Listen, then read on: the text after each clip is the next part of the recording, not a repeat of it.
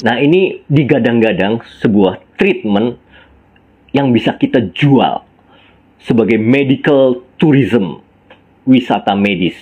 Dan disinyalir sudah ada 3.000-an turis dari Asia itu datang ke rumah sakit itu untuk melakukan brain spa. Tampil cantik, percaya diri dengan Get Beauty. Halo semuanya, selamat malam. Selamat berjumpa kembali bersama saya, Dr. Gregory Budiman. Sebentar ya, ini baru bukan pertama kali ya. Sudah lama tidak live di channel atau Instagram @getbeautycenter. Sambil menunggu kehadiran teman-teman yang lain, we are telling your followers that you have berarti sudah ada yang join ya. Terima kasih, ada Aryo 6511 sudah bergabung. Kita akan mulai sebentar lagi ya. Live hari ini topiknya tentang post-truth. Ya, apa itu post-truth?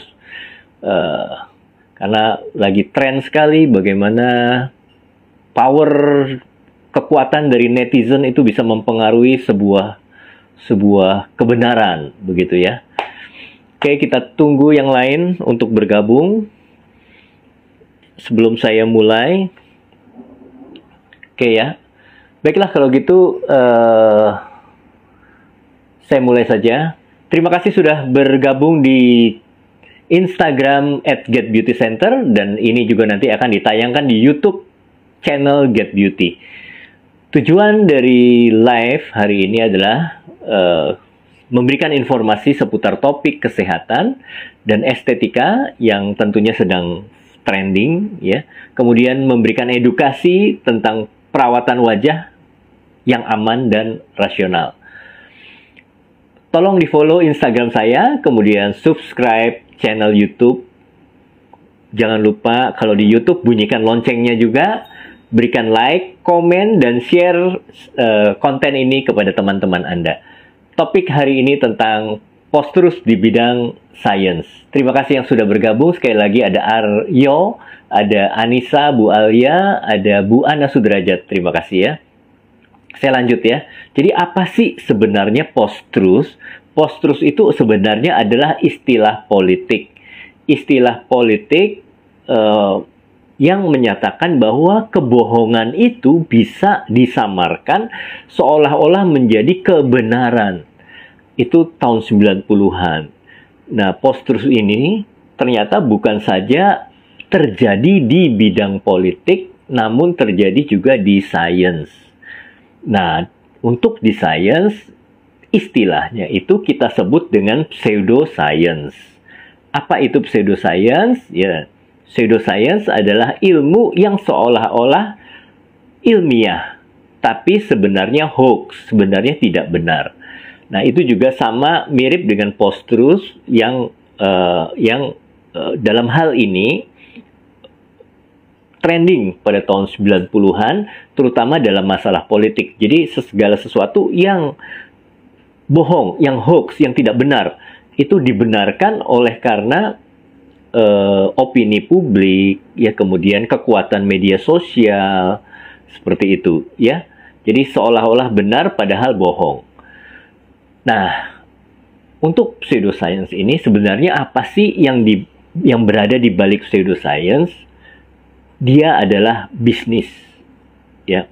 Bisnis nanti kita akan bahas skala besar, di mana mungkin ada kekuatan besar terlibat di dalamnya, mungkin pemerintah, ada skala yang kecil-kecilan. Nanti kita akan bahas juga, ya. Jadi pseudoscience kecil-kecilan itu bisa juga terjadi. Jadi kita menggunakan istilah-istilah medis, istilah yang ilmiah untuk membohongi customer, seperti itu.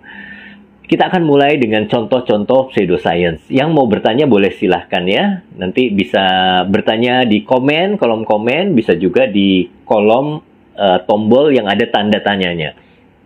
Contoh-contoh pseudoscience ya. Contohnya penggunaan data-data laboratorium termasuk biomarker itu untuk pengobatan alternatif. atau non medis. Jadi banyak sekali pengobat-pengobat alternatif ya, dalam tanda kutip dukun ya, itu menggunakan sekarang ya, menggunakan teknologi laboratorium juga. Jadi Anda berobat ke dukun itu diperiksa foto ronsen ya, dukun patah tulang foto ronsennya juga. Anda sakit berobat ke dukun itu diperiksa laboratoriumnya, mulai hematologi rutin ya, darah lengkap, kemudian kimia darah ya, sampai bahkan biomarker yang penting seperti HbA1c, bahkan ke interleukinnya juga diperiksa. Namun secara landasan ilmiah pengobatannya itu tidak relate dengan hasil laboratoriumnya. Dan bahkan di pengobatan alternatif itu, oh ini kamu kena penyakit gula ya, oke, periksa gula darah, periksa HbA1c, kemudian saya kasih ramuan ini. Udah, setelah saya kasih ramuan di mungkin dengan mantra-mantra dan lain sebagainya, udah tuh, setelah 1-2 minggu kamu dibilang sembuh, nggak usah periksa laboratorium lagi, nggak usah periksa apa-apa. Jadi modusnya seperti itu ya, terutama yang penyakit-penyakit penyakit kronis ya, seperti diabetes mellitus, penyakit darah tinggi dan lain sebagainya ya. Jadi ada modus seperti itu. Kemudian ada terapi lain yang aneh juga.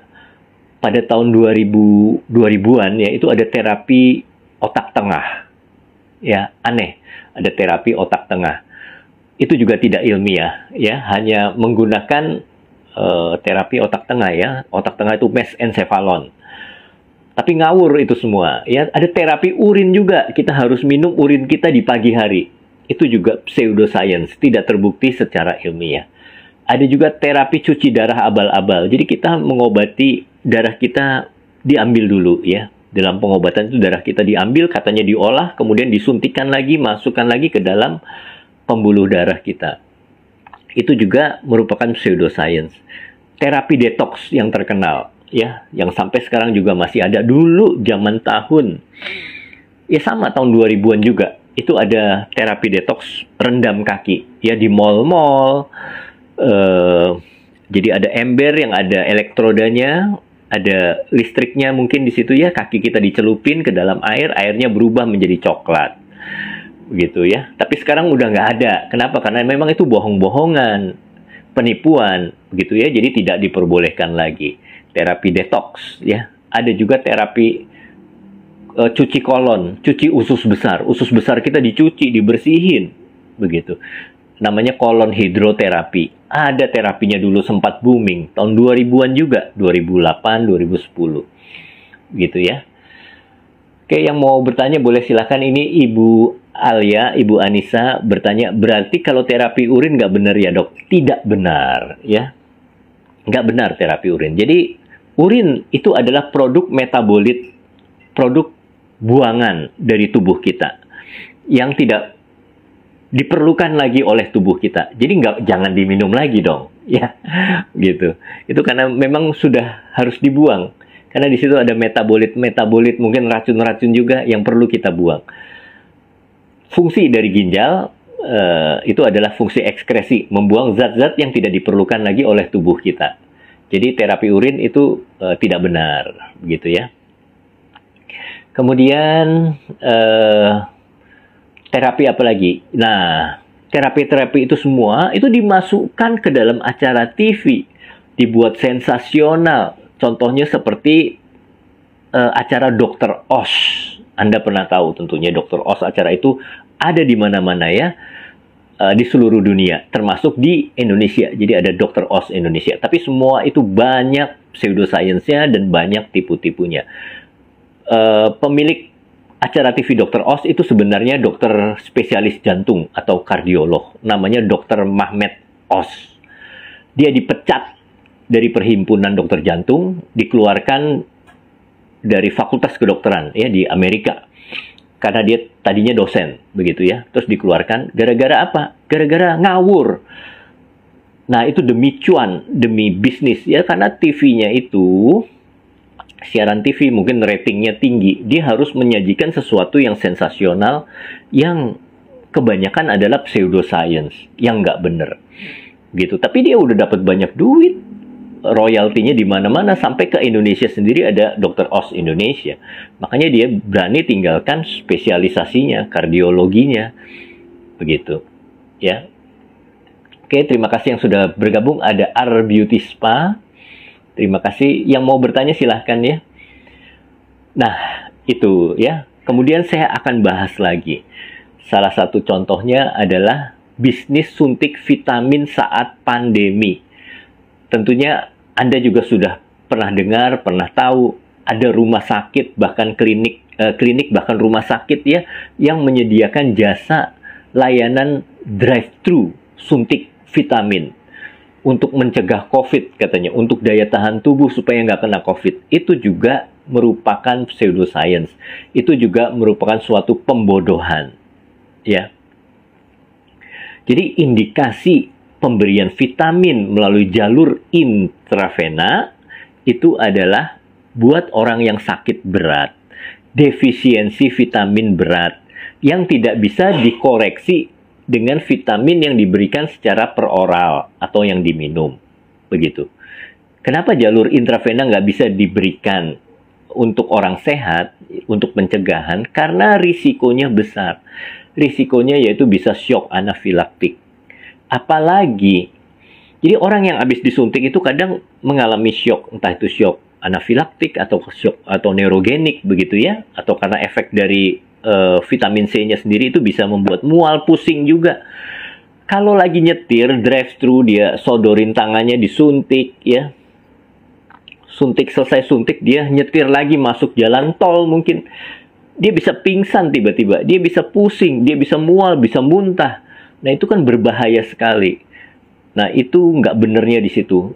Karena demi duit, rumah sakit, klinik melakukan hal yang tidak benar, yang disebut dengan pseudoscience itu. Dan itu merupakan bagian dari post-truth.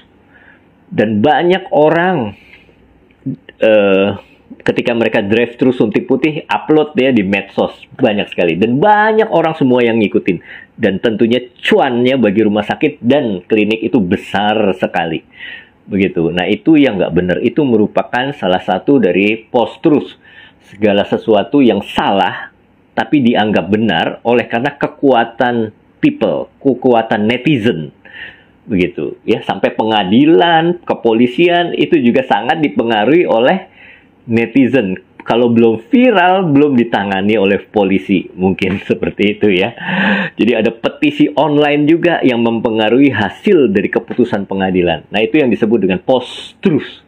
Kebenaran sudah tidak objektif lagi, tetapi dipengaruhi oleh kekuatan netizen. Seperti itu ya. Oke, terima kasih. Ada Ibu Ice yang sudah bergabung. Kalau untuk Ibu Anissa tanya lagi ya, kalau untuk terapi air ASI untuk sakit mata baby itu benar nggak? Nggak benar juga, ya. Jadi ASI, ya itu kalau ASI itu untuk diminum, ya, bukan untuk tetes mata. Kalau untuk kasus penyakit mata itu memang harus dibawa ke dokter mata tentunya, karena diagnosanya beda-beda. Bisa karena konjungtivitis, peradangan selaput lendir mata, ya, bisa juga karena infeksi bakteri, begitu ya, atau bisa kena korneanya juga, kita tidak tahu, jadi harus dibawa berobat, gitu. Nggak benar ya, jadi terapi air ASI untuk tetes mata itu nggak boleh. Oke, terima kasih. Ada Elvani juga bertanya, Dok, gimana menurut dokter tentang tanam benang tanpa jarum? Apakah efektif atau hanya buang-buang duit? Ya, jadi tanam benang tanpa jarum itu juga sensasional. Sebenarnya konsep dari tanam benang itu sendiri itu kan dimasukkan ke dalam subkutis.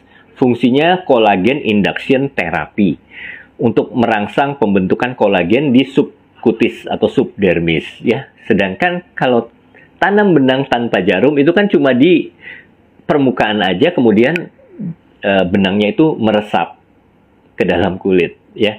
Jadi tidak ada fungsi dari kolagen induction therapy yang sifatnya mikrotrauma begitu. Jadi itu pseudoscience juga ya. Tidak benar, itu hanya sensasional saja. Begitu ya, Elvani ya. Ya, tapi terserah. Itu tidak terlalu berbahaya.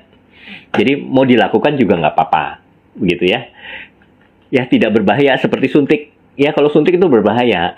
Nggak bisa, kemungkinan risiko kematian karena shock anafilaktik 0,1%. Itu 1 di antara 1000 aja itu udah bahaya. Tapi kalau ini tanam benang tanpa jarum itu nggak bahaya. Ya, sebetulnya nipu nggak boleh ya, tapi itu tidak berbahaya saya katakan. Oke ya, saya lanjutkan lagi. Jadi itu tadi indikasi pemberian vitamin jalur intravena itu hanya diberikan kepada orang yang sakit berat, defisiensi kekurangan vitamin yang berat, ya, yang tidak bisa dikoreksi dengan vitamin per oral. Nah, begitu pula juga dengan infus whitening. Boleh nggak infus whitening nih? Infus whitening kan ngetren banget. Oke ya. Kita masuk ke infus whitening. Elvani, thank you dokter, sehat dan sukses selalu buat dokter. Oke, terima kasih sama-sama ya Elvani ya. Yang lain kalau mau bertanya boleh ya. Ada di sini yang suka suntik atau infus whitening? Nah, jadi infus whitening itu masuk ke Indonesia tahun 2003. Saya termasuk salah satu yang mengerjakan lumayan pertama kali. Tahun 2003 itu dari Eropa ya, Swiss atau Itali begitu ya. Dan beberapa dokter termasuk dosen kulit di FKUI yang belajar ke sana. Ya. Dan tapi itu tidak bisa diterima ternyata di dunia akademisi. Tapi secara bisnis itu sangat menggiurkan. Dan saya sendiri melakukannya. Sampai 2014 saya berhenti. Jadi memang itu sembunyi-sembunyi karena tidak diakui. Tidak mendapat izin edar baik dari FDA maupun dari BPOM. Sekarang dulu saya bertanya-tanya, ini ilmu baru nih ya. Saya pikir tahun 2013 saya belajar ini ilmu baru kan. Mungkin memang belum disetujui BPOM. Tapi orang-orang bilang nanti, penjualnya bilang kita lagi proses. Tapi saya heran, saya bingung. Sampai tahun 2008, 2009, 2010, kok nggak pernah ada infus whitening yang disetujui oleh FDA dan BPOM. Dan saya tanya sama atasan saya staf pengajar di FKUI tahun 2000 sampai 2012 ya. Saya diskusi. Atasan saya bilang, jadi nggak mungkin keluar izin edarnya dari BPOM sebelum ilmu kedokteran berubah. Jadi konsep ilmu kedokteran sendiri itu adalah, yang pertama adalah safety nomor 1, keamanan. Pemberian infus ya melalui jalur intravena itu tadi tidak boleh sembarangan diberikan kepada orang sehat. Jadi entah itu isinya vitamin, antioksidan, dan lain-lain itu tidak boleh diberikan kepada orang sehat. Kalau orang sakit berat boleh yang membutuhkan vitamin. Jadi nggak bakal mungkin disetujui oleh FDA dan BPOM. Apalagi suntik whitening itu isinya macam-macam. Campurannya macam-macam. Selain vitamin C, glutathione, kolagen, ada juga plasenta. Kita nggak tahu tuh plasenta babi atau plasenta apa, nggak tahu. Ya, ada stem cell, katanya stem cell rumput laut lah, stem cell apalagi rusa, begitu. Dan Anda tahu, kalau itu semua dicampur, probabilitasnya yang akan menyebabkan shock anafilaktik itu semakin besar. Dan itu pasti tidak disetujui oleh FDA dan BPOM. Dan produk injeksi whitening itu semua beredar secara ilegal. Saya pernah nyoba, tentunya ya, pernah melakukannya juga. Dan saya tahu banyak merek, beberapa merek itu juga saya tahu. Sellernya, dia biasanya kalau ada seminar Perdoski, ya, Perdaweri, Perdesti, bikin seminar, yang dipajang itu kan produk-produk BPOM semua. Produk suntik whitening nggak pernah ada yang dipajang. Kenapa? Kok saya juga bertanya-tanya kenapa? Yaitu karena nggak boleh, pasti akan digerebek kalau ketahuan. Jadi dia kasih selebaran, dok, ini ya dok, kalau mau beli produk suntik whitening atau infus whitening ya, ini pesannya ke sini nomor ini, begitu. Ya begitu ya. Jadi barang selundupan, kemudian biasanya packagingnya juga di toko. Saya pernah beli, pernah ada yang di toko, ada juga yang ada agennya, tapi kita nggak boleh masuk. Itu rahasia banget, begitu ya. Jadi saya kalau beli produk tersebut dikirim ke rumah atau ke tempat praktek, begitu ya. Kita nggak boleh mendatangi tempatnya. Karena apa? Karena itu barang selundupan. Entah itu izinnya kosmetik atau barang serum oles, ya begitu ya. Kemudian stikernya dia buat sendiri mungkin. Labelnya dia buat sendiri. Banyak yang ngaco labelnya. Saya pernah lihat itu sih, ya kebetulan masih teman saya juga. Jadi saya mau beli ini dong. Bentar ya. Dia masukin dulu itu packagingnya, masukin tempat-tempatnya, dia lem dulu, udah jadi baru dikasih saya merek X begitu ya. Tapi sebetulnya dia tadinya ampul-ampulnya itu terpisah, jadi packagingnya terpisah, beda. Jadi setelah ada yang mau beli baru dia masukin gitu. Nah itu cerita tentang barang-barang selundupan yang merupakan injeksi atau infus whitening. Begitu ya. Nah, itu marak sekali dan itu sebetulnya dilarang, tapi karena demand marketnya itu besar dan menghasilkan duit, ya begitulah. Bagaimana? Agak susah sekali ya kita melarangnya. Kenapa BPOM tidak menggerebek? Polisi tidak menggerebek? Menggerebek. Jadi kalau ada klinik yang bermasalah, itu barang buktinya selalu kebanyakan obat-obatan infus whitening yang tidak ada BPOM-nya. Gitu ya. Terima kasih yang sudah bergabung. Ada Ririn, ada Cindy, Elvani tanya lagi ya, kalau minum obat whitening gimana dok? Boleh. Jadi seperti saya katakan tadi, suplemen whitening itu kan isinya vitamin C, mungkin ada glutathione ya. Glutathione yang diminum itu sudah BPOM, boleh. Boleh yang diminum boleh. Kan saya bilang jalur intravena yang nggak boleh bagi orang sehat. Gitu ya. Kalau yang diminum boleh. Ada Tayana, ada Evi, terima kasih. Ririn, Agustin, terima kasih sudah bergabung ya. Jadi nanti akan saya upload ulang video ini, bisa ditonton lagi. Konsep-konsep mengenai post-truth di bidang science. Begitu ya. Jadi begitu tentang suntik whitening, kenapa tidak boleh. Jadi demand-nya memang banyak dan sensasional sekali begitu. Apalagi ada dokter yang talk show sambil infus whitening. Wah, itu bisa kena juga loh sama komisi etik. Masa infus dibuat acara talk show, acara entertain gitu. Orang kita posting suntikan aja atau posting infus di TikTok aja kena ban. Apalagi secara etika kedokteran itu nggak boleh. Mestinya begitu. Itu kalau ada siaran TV atau yang menyiarkan seperti itu nggak bener. Ya. Oke, ada yang mau bergabung? Ya. Sehari itu batas konsumsi vitamin C berapa miligram dok? Sebenarnya cukup 200 miligram, 250 miligram itu sudah besar sekali. Ya, kapan minum yang 1000 miligram itu kalau kita betul-betul kekurangan vitamin C, habis sakit misalnya, sakit berat, ya, itu kita boleh minum yang dosis tinggi. Ada yang diminum diisep 500 miligram, yang diminum 1000 miligram itu juga ada.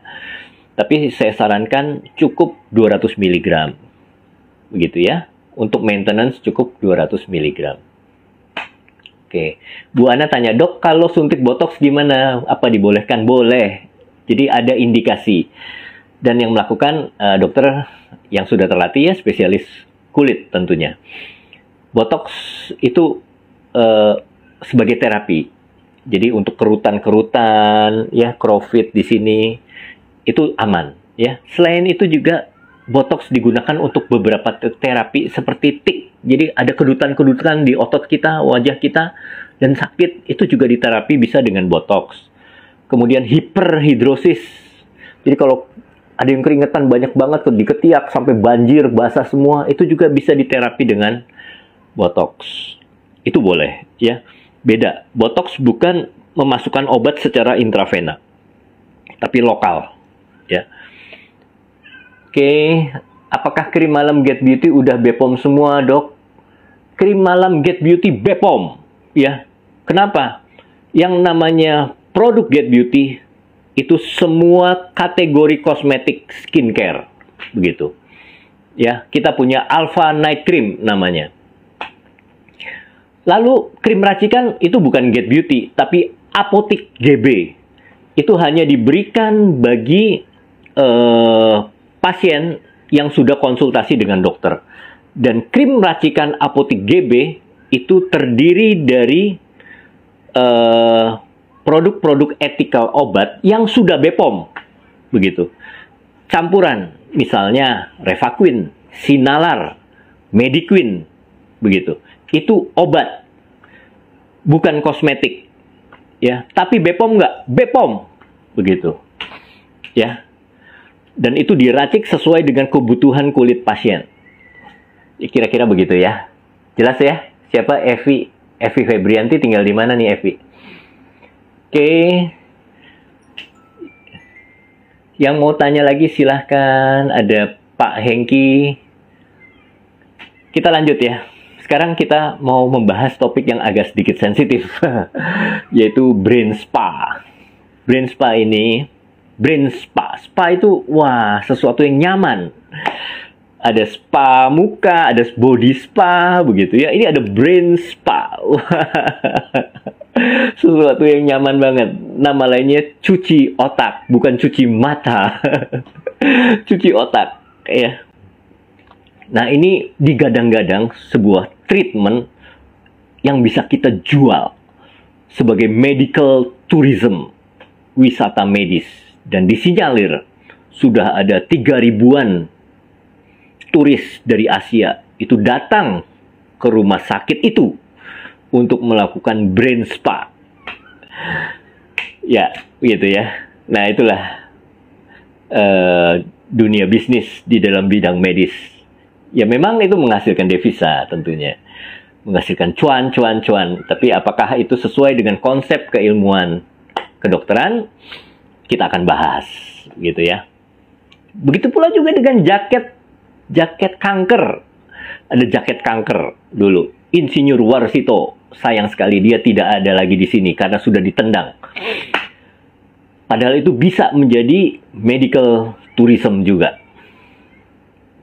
Ya, sebenarnya begini sih menurut saya ya. Itu hanya komunikasi dengan Kemenkes, dengan ID, ya, dengan perhimpunan.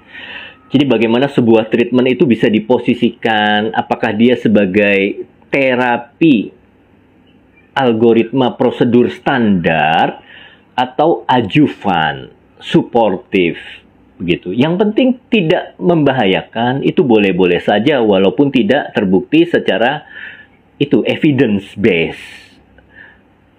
Menurut saya seperti itu. Ya.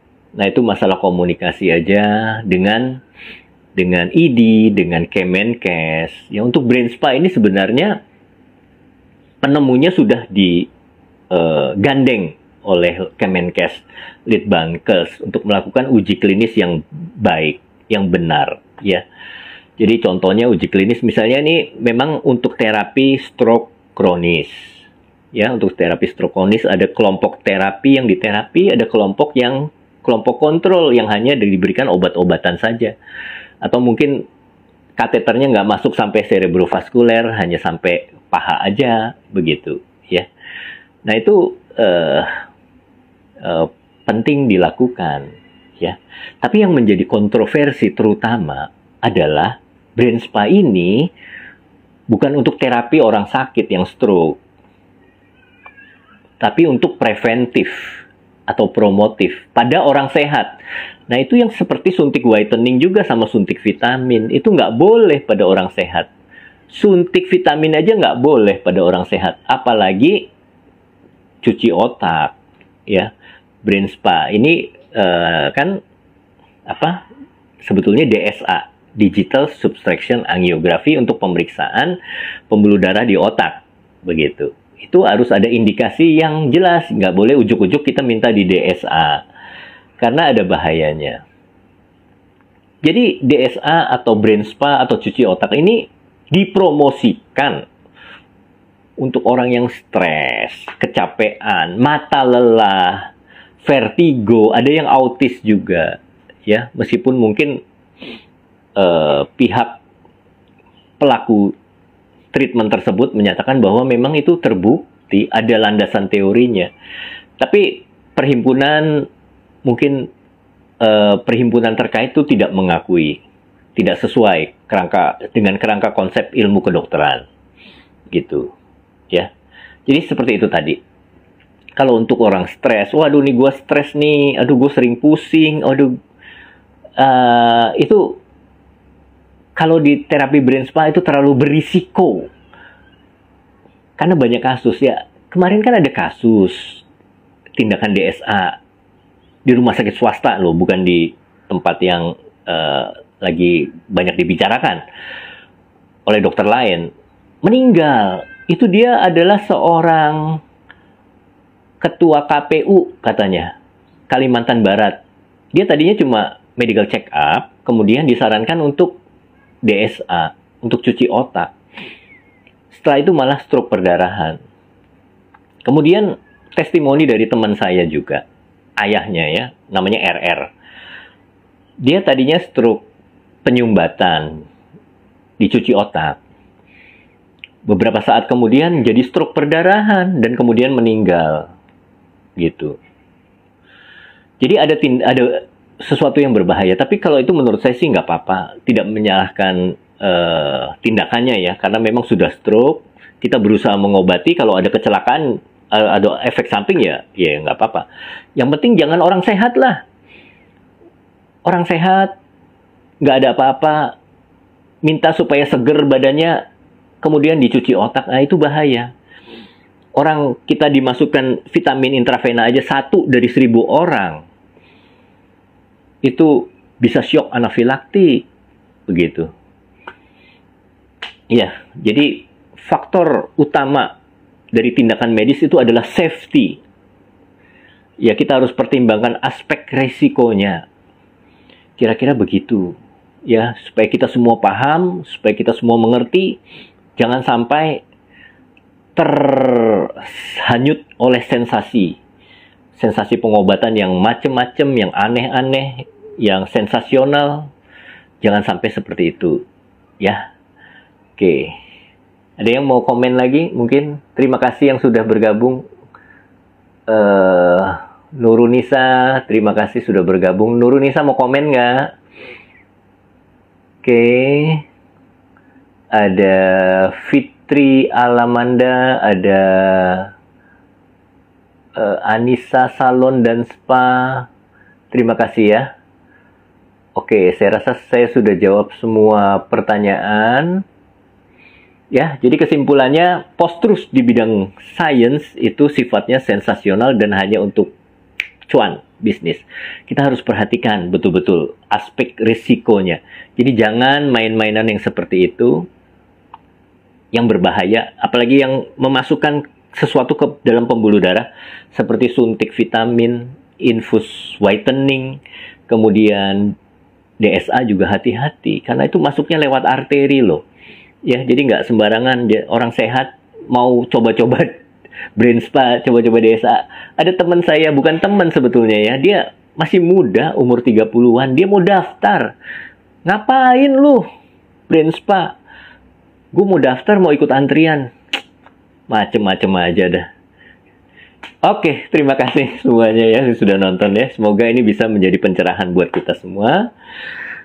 Ikuti, jangan lupa nanti saya upload kembali di Instagram dan di YouTube channel Get Beauty. Terima kasih untuk partisipasinya semua. Salam sehat untuk kita semua ya. Bye bye.